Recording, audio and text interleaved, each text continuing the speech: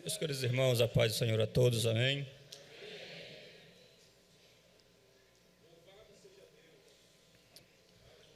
Abram vossas Bíblias na carta do apóstolo Paulo à igreja de Éfeso.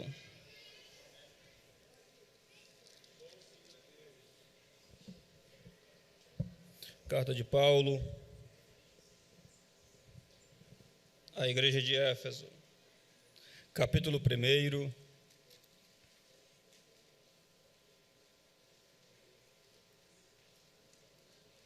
E o versículo de número 3.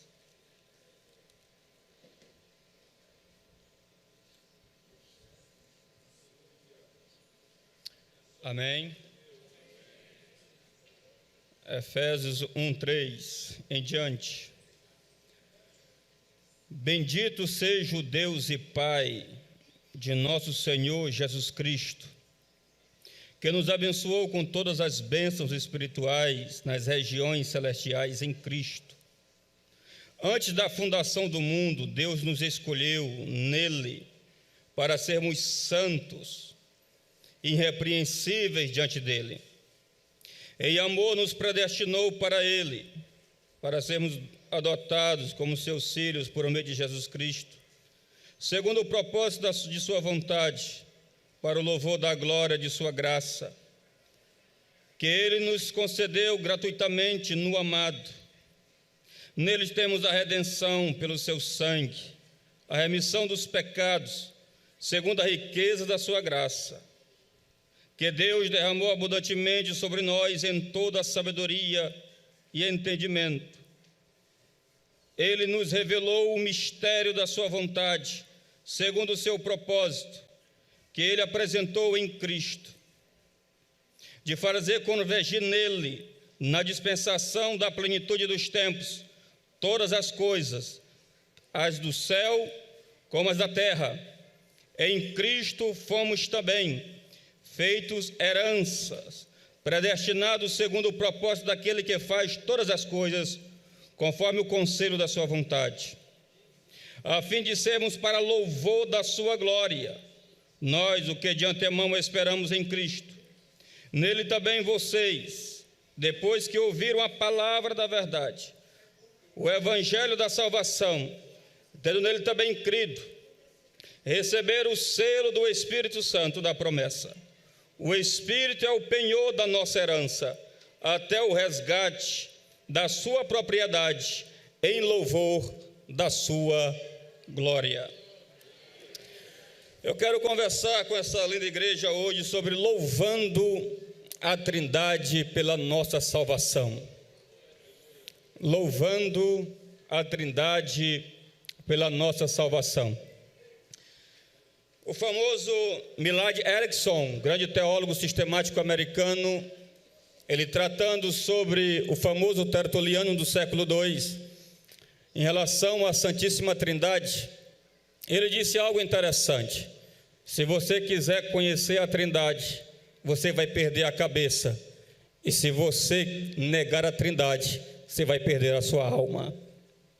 A Trindade, quando nós falamos das três pessoas divinas, Pai, Filho e Espírito Santo, a Bíblia fala de muitos mistérios para nós entendermos. É muito complexo nós entender a soberania divina e a responsabilidade humana. A soberania divina é quando ele endurece o coração de um homem e diz que esse homem é errado e pecador, que foi o caso de Faraó. É por isso que os arminianos e os calvinistas brigam por milhares de anos para entender em relação à responsabilidade humana e à soberania divina.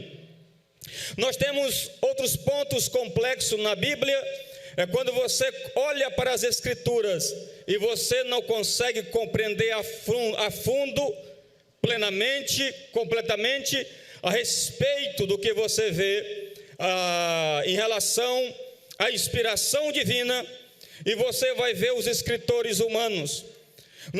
Os homens brigam, a inspiração ela foi mecânica ou a inspiração ela foi dinâmica? Deus ele ditou ou Deus ele não mexeu no conhecimento, na cultura desses homens? É muito complexo nós entendermos sobre essa inspiração divina e também em relação aos autores humanos que escreveu as Escrituras. Nós temos também outro mistério que é muito complexo dentro da teologia, é nós entender as duas naturezas de Cristo, a divina e humana, na mesma pessoa. Deus, ele morreu na cruz, Maria pariu Deus. Então houve brigas no meio da história da igreja para resolver essa situação. E o mais dos mistérios encontrados na Bíblia se encontra exatamente também nas três pessoas da Santíssima Trindade. É muito complexo para nós entendermos em relação a essas três pessoas. Para nós entendermos em relação à Trindade, nós devemos olhar dentro do limite do cânon das Escrituras, que vai do Antigo Testamento ao Novo Testamento. Quando você lê o Novo Testamento e você pode ter o Novo Testamento em mão, você compreende algo muito importante, que Deus, ele trouxe uma revelação progressiva e muito lenta. Deus foi se revelando aos poucos no meio da história. E você vê isso em relação à nossa redenção. Quando você pega o Novo Testamento, você só vai compreender plenamente em relação ao sacrifício de bode, novilhos, em relação ao culto do sacerdócio. Quando você lê o Novo Testamento olhando para a pessoa de Jesus, que tudo aconteceu, que o Cordeiro Imaculado foi para a cruz, para nos comprar do pecado e nos dar o direito da salvação de nossas almas. Quando você vai agora, em relação à Trindade, não é diferente. A Trindade vai aparecendo no meio do Antigo Testamento, mas não de maneira explícita, mas de maneira implícita, não de maneira clara, mas de maneira parcial. Ela não é tão clara. Quando você lê a Bíblia em Gênesis capítulo 1 e versículo 1, o texto começa dizendo assim: Bereshit bara Elohim, ou seja, no princípio criou Deus. Ali a expressão Deus é Elohim, que quando você traduz literalmente para o português, traz da seguinte maneira: no princípio criou os deuses. Ou seja, aqui nós entendemos que não está falando de um triteísmo. Nós não estamos adorando três deuses. Nós cremos que são três pessoas unidas. Por isso que unidade, a Trindade é três pessoas unidas. Tem o mesmo poder, tem a mesma essência, tem a mesma glória, tem a mesma substância, tem o mesmo louvor, tem a mesma exaltação, tem a mesma igreja, tem o mesmo sangue, tem o mesmo louvor. E só quem vem adorar a Santíssima Trindade, dê glória para ela nesta noite. A Trindade, ela vai se complicando, mas ela dá nuances. O Antigo Testamento vai mostrando isso. É quando você começa a observar palavras como a expressão errad. A expressão errad é quando você vê o próprio Deus dizendo que ele vai juntar o homem e a mulher e vai fazer um. Ou seja, essa mesma expressão, homem e mulher, quando se casam, se tornam uma só carne. Ou seja, a expressão errad está lá em Deuteronômio, capítulo 6 e versículo 4, é quando você vê a expressão chamar: ouve, ó Israel, o Senhor teu Deus, que só existe um Senhor e Deus único. Ou seja, dá entendimento que existe três pessoas. Quando nós olhamos para o Novo Testamento, e o Novo Testamento joga luz no Antigo Testamento, nós vamos ver Cristo Jesus dentro do Rio Jordão, e ali vem o Espírito Santo em forma de uma pomba pousando sobre ele, e uma voz dos céus brada dizendo: eis aí o meu filho amado, do quem eu tenho um prazer. A Trindade, ela existe, e ela merece louvor e exaltação para todo sempre. A Trindade, ela implica coisas interessantes e teológicas para nós. É quando nós começamos a observar, quando você lê expressões como a bênção sacerdotal. Quando você lê sobre a bênção sacerdotal, você vai compreender algo muito importante. É quando ali o sacerdote, ele começa a mostrar ali bênçãos para a nação, e ele usa por 3 vezes a palavra Senhor. Números 6, 24. E quando você vem para o Novo Testamento, o texto fica mais claro ainda quando vem a bênção apostólica: a graça de nosso Senhor e Salvador Jesus Cristo, o amor de Deus Pai e a doce comunhão do Espírito Santo.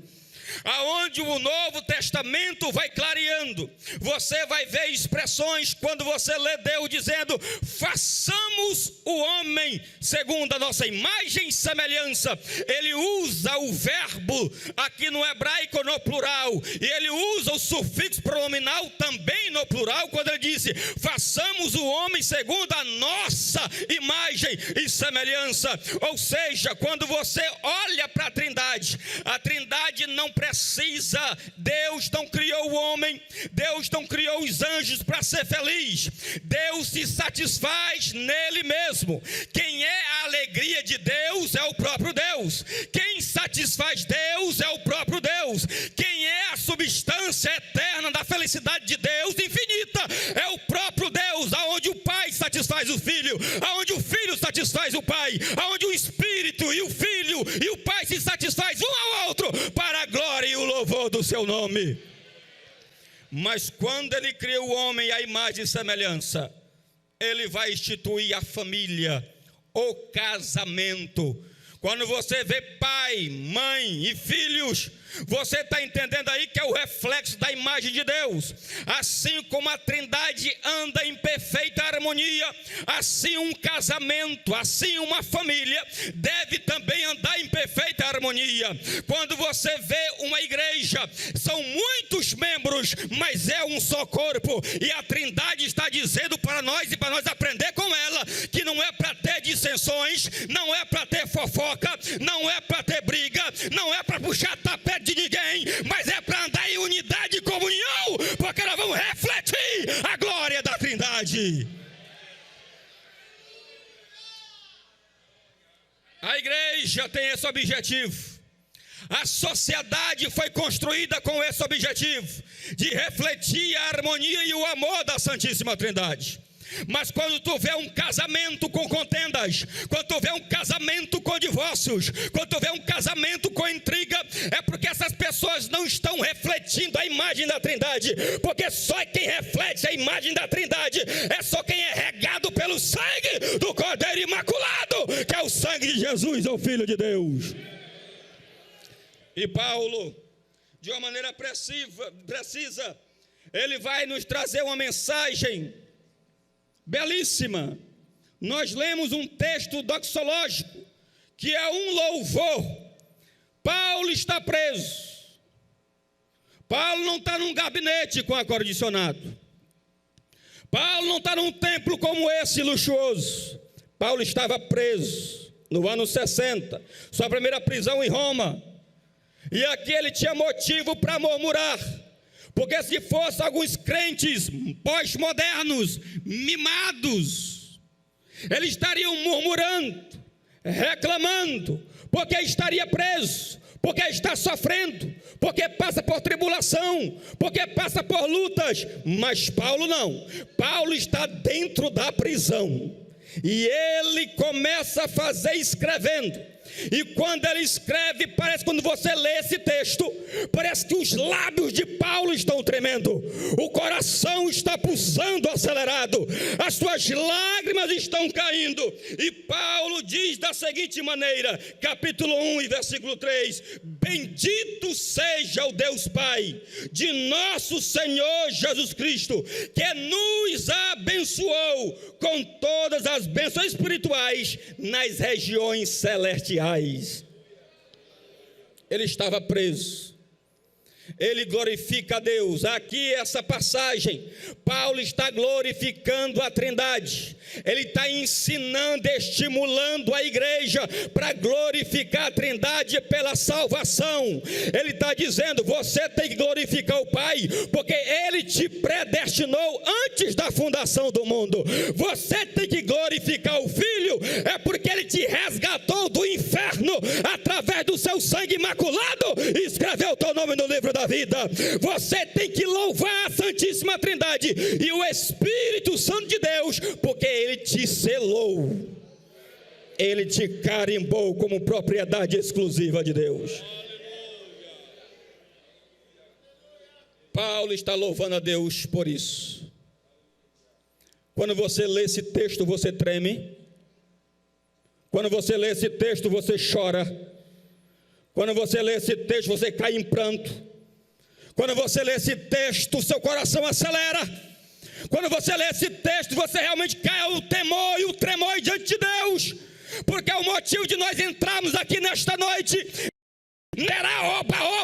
o motivo de nós entrarmos aqui nesta noite é porque a Trindade nos resgatou do pecado e nos deu o direito da salvação de nossa alma. Paulo estava preso, Paulo estava algemado, mas ele glorifica a Deus pela sua redenção e pela sua predestinação, e porque ele foi selado pelo Espírito Santo. E ele escreve esta igreja, e ele começa a dizer para ela as bênçãos espirituais nas regiões celestiais. Que bênçãos são essas? Você foi predestinado antes da fundação do mundo para você ser santo e irrepreensível. Aqui está as bênçãos das regiões celestiais. Você foi separado do mundo. A palavra santo é separado. Separado do mundo, separado do pecado, separado das mazelas, para você ser irrepreensível diante de Deus. As pessoas se preocupam mais de hoje em dia ser irrepreensível diante dos homens, e não se preocupam em temer em ser irrepreensível diante de Deus. Eu vou fazer isso daqui escondido do pastor, ele está preocupado com os homens. Eu vou fazer isso escondido do líder de mocidade, ele fala isso preocupado com os homens. Mas ele não entende que a Santíssima Trindade é onisciente. E ele, por ser onisciente, ele é tua testemunha na tua mente. Tudo que tu pensa na tua mente, ele sabe. Se você pensa lascívia, ele sabe. Se tu pensa na mulher do próximo, ele sabe. Se você pensa no mal do teu irmão, ele sabe. Por quê? Porque ela é onisciente, ela é tua testemunha na tua mente. A Santíssima Trindade também é onipresente. Ela sabe o que você faz lá no computador. Ela sabe o que você faz lá escondido no motel dos pastores, dos homens. A Trindade se faz presente, ela é tua testemunha. Ele não te chamou, não foi para a miséria. Ele não te chamou, não foi para a imundícia. Ele te chamou para a santificação, para você ser santo na presença dele. Santo, reto, separado, compromisso, retidão. Ser irrepreensível nas regiões celestiais. Essa expressão regiões celestiais dá uma ideia de uma escatologia inaugurada. Antes de você ir para lá, você já inaugurou os céus. E eu inauguro os céus vivendo a natureza de lá, vivendo uma vida santa aqui na terra. Porque quando a trombeta tocar, quando os céus se abrirem do oriente ao ocidente, você que é santo, separado, irrepreensível, não só diante dos homens, mas diante da Santíssima Trindade, os céus se abrirão do oriente ao ocidente, você será arrancado com força na terra, e você vai consumar as regiões celestiais para sempre, em santidade na presença dele. Mas primeiro, você tem que viver o céu na terra. Primeiro, tu tem que viver uma vida sincera aqui na terra. Em tudo, retidão, comprar e pagar. Não fala mal de pastor, não fala mal do círculo de oração, não fala mal de regente, não fala mal de líder, não fala mal da igreja. Ah, eu pequei porque a igreja não me visita mais. Vai te converter, rapaz. Quem é santo e irrepreensível, ele tem prazer de estar na casa e adorar o nome de Deus. Ele tem prazer, porque ele quer ser santo, ele quer ser crente, ele quer ser irrepreensível. Aonde nós vamos ver? Você vai ser chamado para ser predestinado para ser filho. Filho de Deus. O único filho que é eleito é Cristo. O único filho eleito é Jesus. Por isso que quando Pedro, lá no Monte da Transfiguração, fez 3 tendas. As 3 tendas eram para dizer isso. Vamos fazer uma tenda para Jesus, uma tenda para Elias e uma tenda para Moisés. Aí veio uma nuvem, e a nuvem envolveu e disse assim: Pedro, tu está enganado, rapaz. Eis aí o meu filho eleito, a ele ouvi. Nós somos eleitos, mas em Cristo Jesus, o Filho de Deus. Em Cristo nós nos tornamos filhos. Você é filho. Olha, irmão, quando você lê o capítulo 2 de Efésios, tu era chamado de filho da desobediência. Quando tu lê Tiago, tu é chamado de inimigo de Deus. Jesus Cristo, ele vem. O Senhor, antes da fundação do mundo. O que é antes da fundação do mundo? Antes de ele criar o mundo. E o que é? Na eternidade, o Senhor elegeu uma igreja, um povo santo, filhos eleitos, para adorar e glorificar o seu santo e eterno nome para sempre. Eleição. Se você é eleito, você logo é filho. E se você é filho, o espírito de escravidão não está mais em você. Você agora tem um espírito onde você pode clamar agora, Abba, Pai. O único que poderia entrar na presença de Deus com a presença, falando Abba, Pai, só era um, chamado Filho eleito, Jesus. Lá no Getsemane, se for possível, aparte de mim esse cálice. Ele clama dizendo, mas ele clama usando a palavra Abba, Pai. O que é Abba, Pai? É uma palavra aramaica, significa papai. Outros traduzem como papaizinho. Irmãos, olha quem você era. Você é predestinado ao céu, crente. Ao céu. Não tem como trazer a exposição completa do texto, mas eu vou deixar aqui alguns pontos para nós finalizarmos.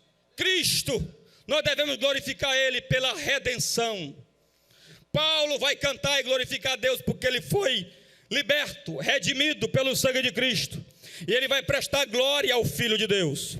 E ele vai prestar essa glória de uma maneira tão interessante. Ele vai dizer que ele nos trouxe a redenção. Redenção traz a ideia de alguém comprar um escravo. Você era escravo, escravo do pecado, e você estava condenado ao juízo de Deus sobre a tua vida. Ele não pagou o preço, não foi aqui, não foi para agradar ou pagar o preço para o diabo. Ele não pagou o preço para o mundo, ele pagou o preço para Deus. Você tinha uma dívida impagável, mas ele trouxe derramando o seu sangue no Calvário. A mensagem mais linda e mais triunfante de Cristo é quando ele está pendurado entre o céu e a terra em um madeiro, e lá ele brada, Tetelestai, a dívida foi paga, a dívida foi quitada. Você não deve mais nada para Deus. Tu nunca deveu nada para o diabo. Tu nunca deveu nada para o mundo. Tu devia para Deus. Jesus foi lá e disse, eu pago a conta. Eu compro ele. Eu liberto ele do teu juízo. Ainda dou direito para ele ser herdeiro das mansões celestiais. E só quem crê nessa esperança, dê glória para Jesus. Além de ele te trazer a redenção, ele te predestinou. Cristo te trouxe a redenção e o Espírito Santo, ele te selou. O que é selo? Selo. Eu ia enviar uma carta antigamente. Eu pegava um anel e cravava numa cera morna. Aquela cera comprovava que ninguém poderia mexer naquela carta, naquele documento. Estava dizendo que tinha ali tinha uma propriedade, tinha um dono. E um dono exclusivo. O que foi que Deus fez? Ele te predestinou. Jesus Cristo veio. A palavra da verdade foi pregada. Você creu nessa palavra que foi pregada. E você recebeu Jesus como Salvador. Aí Deus disse, agora eu vou selar essa minha propriedade. Ele te selou com o Espírito Santo. Selar com o Espírito traz a ideia que você está seguro. Selar com o Espírito traz a ideia que ninguém pode te tocar. O diabo não pode arrancar a tua salvação, porque você é propriedade exclusiva. Nem você mesmo é dono de você mesmo. Quem é dono de você é Cristo Jesus, o Filho de Deus. Porque você tem um selo, que é o Espírito Santo de Deus em sua vida. Só quem pode exaltar, só quem pode bendizer, só quem é selado pelo Espírito.